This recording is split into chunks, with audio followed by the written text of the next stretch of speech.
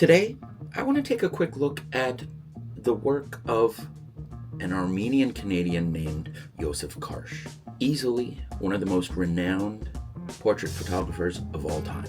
And you have seen his work many times. Now, Karsh came to Canada as a refugee when he was in his teens. He started out in photography, worked his way up, and by the time he took the portrait of Winston Churchill, he'd already clearly made a name for himself.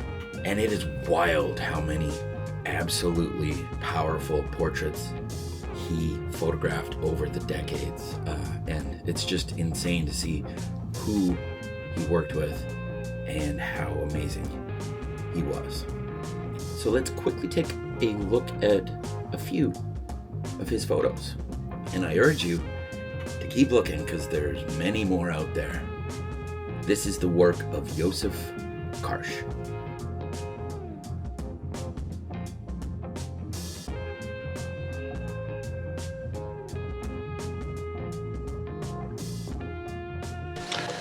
This, I guess, is the most famous photograph you've ever taken. And it was taken right here. Where? In this speaker's chamber in the Parliament building of Ottawa. December 30th, 1941, where I was invited by the late Prime Minister of Canada, William Lyon Mackenzie King, to come and listen to Mr. Churchill first. They gave me an advantageous position where I can watch his expressions. And ultimately, that supreme moment came where he gave confidence to all his listeners. And when the great man came with the Prime Minister, I switched the light on, and he immediately said, "What is going on?" I said, "Sir," I bowed deeply. I said, "I hope I will be fortunate enough to make a worthy photograph of you on this historic occasion." So he banged at the table. He said, "Why was I not told?" Then all his entourage started laughing. This did not help my cause any. Well, the main thing was, the night before, I was already here, prepared my camera and lights right there. Now, how to get Mr. Churchill to walk all this distance, and to me it seemed a very long distance, I assure you, to come right here, where my camera was on light.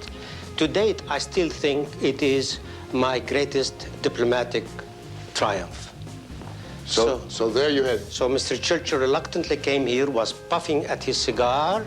Yes, stand right there. You're here. And I'm Churchill. so I asked him, "If you please, will you remove the cigar?" He wouldn't hear of it.